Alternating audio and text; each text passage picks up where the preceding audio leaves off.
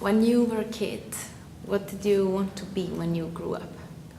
I don't think I really knew what I wanted to be. I always made art, so I guess I wanted to be an artist. But there was a short period of time when all I was doing was sewing, and I was like, I'm gonna be like the greatest Barbie fashion designer, which I guess that's still a possibility for me. But yeah, I just kind of sewed and baked and drew a lot. I don't draw anymore, but I still sew and bake, so I guess I'm on the right track of being what I wanted to be as a kid. My mother's name is Elizabeth. She's actually about to change professions, kind of. But the one thing she's done my whole life is kind of be bossy. And as a result, like, she's been an office manager for a bunch of different companies within the Bay Area, mostly like within tech realms. And she like is an event coordinator, and she's just kind of like the person who knows all the answers to everything and like gets shit done. And she's going to be doing that for my stepfather's company, which she has been doing while working her other job, but now she's just moving to that full time. So yeah. Mm-hmm. And what about like her character? My mom, as I said, is very bossy and kind of no nonsense, and really doesn't show a lot of like high emotions. She's usually pretty even ground, and if something upsets her, she kind of just shuts off or can be kind of mean. I think she's definitely like has that whole Midwest working class, no nonsense aspect about her. That doesn't mean she's not full of a lot of love, because she is, but she's not going to take shit from anyone. Sometimes I feel like I don't have anything in common with my mom. I think my mom and my sister are like each other's twins, and I'm maybe a little bit of the outsider. That being said, I'm probably got like my mom's neurosis and like need to be in charge of everything, and like the person with the answers who just like wants to get down to business and get it done. I guess I've picked up that from her. But maybe that's it. Otherwise, I don't know if I'm anything like her. How do you feel about graduating? I think it depends on the day. I think for the most part, I feel okay about it right now.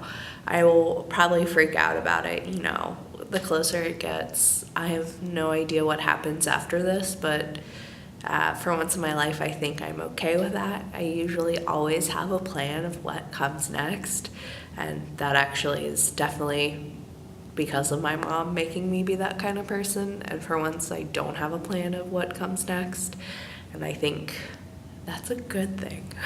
I think it's a really good thing. For once in my life, I don't know what the next thing to happen for me is.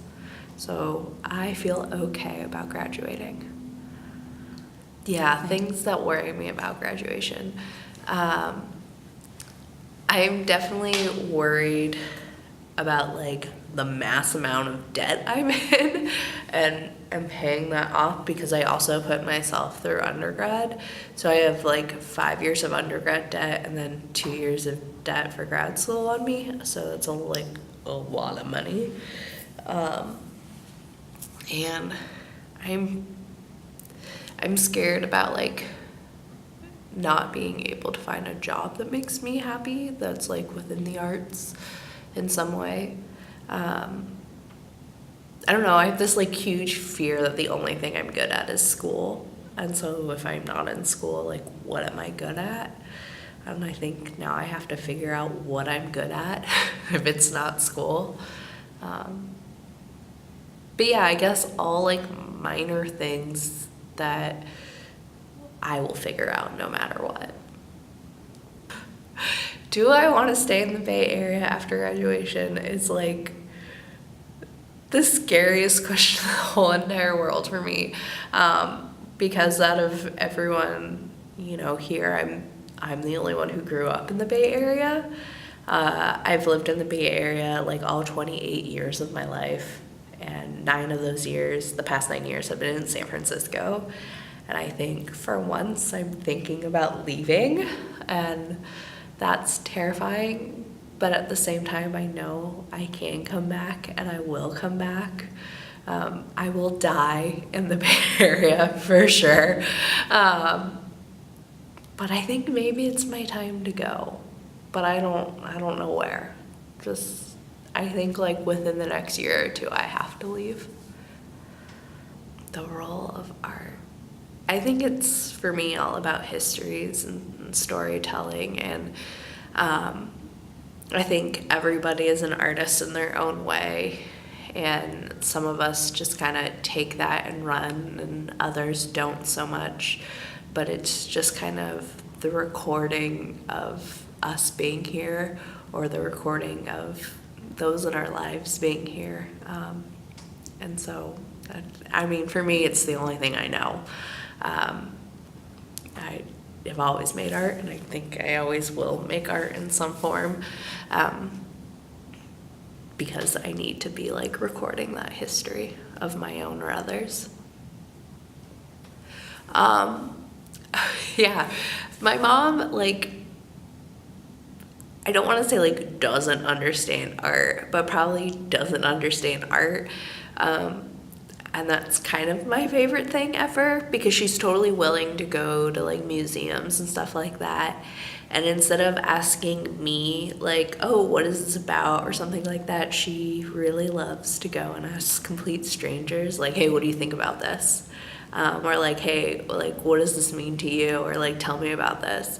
And so for her understanding of art, which I guess for all of us, even in art school, like our understanding of art is what other people have told her.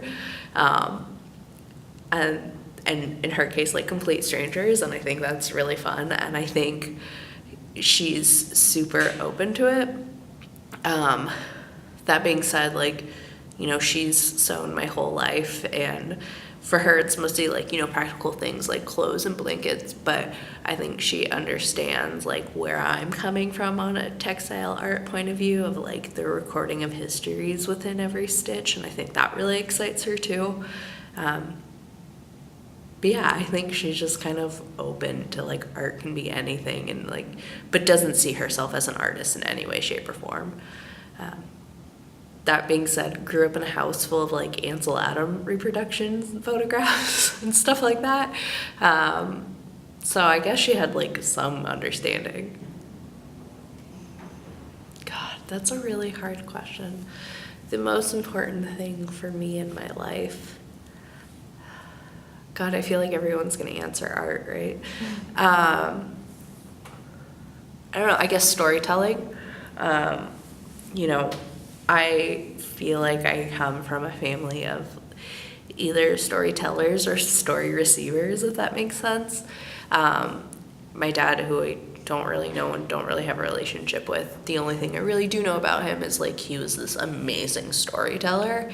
And then in regards to my mom, I feel like no matter where she is, somebody wants to tell her like their life story, and like she's this receiver of stories, and my father is like this like sender of stories, and I'm somehow both.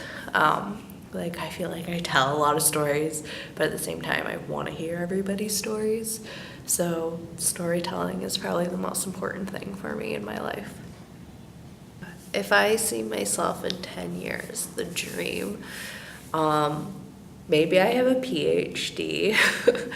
Maybe I'm like the person in the textile world, at least in the art half of the textile world, that like has all the answers or whatever. I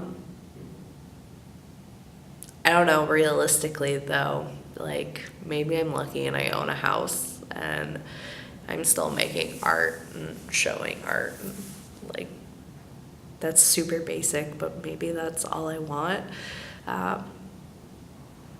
Maybe also being an archivist I don't know, I think about that a lot within textiles, of course. I don't know if I have any like grand dream of what my life will be in 10 years. I don't know, close to 40. Hopefully feeling like my shit's a little bit more figured out, but also hopefully just as curious about art making as I am now.